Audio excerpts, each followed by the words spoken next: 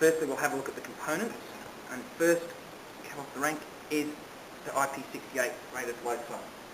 It is hermetically sealed stainless steel and should operate in all harsh environments.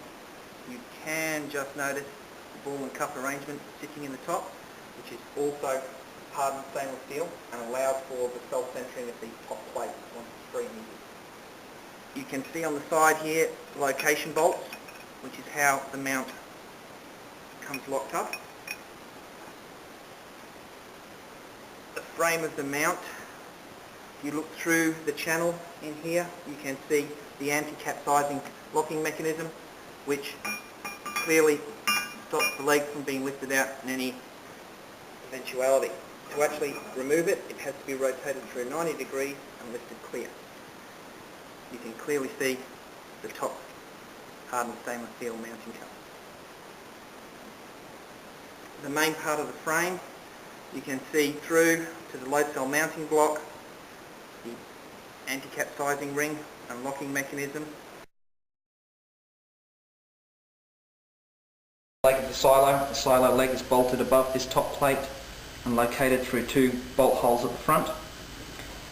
The base of the load cell mount is mounted by 3 lugs located around the side. The reason it uses 3 is for much easier positioning and self-centering on the floor, which is very hard to get using 4 location lugs. The technician then removes the bolts from the side. These bolts will be used again, but the nut and washers won't.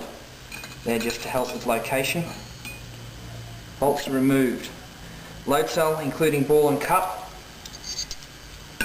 is now located under the leg, and using the bolts, these are slid down through the centre of the cell, and using the nuts, which are self-located underneath the base of the plate, it ties the bolt down.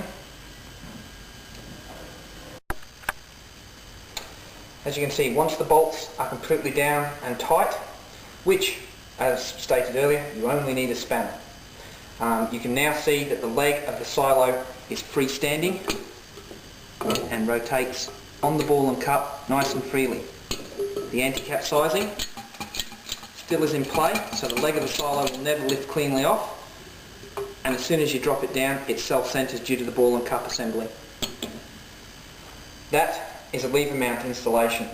I've done these vessels many times in the past, and this would have made the job a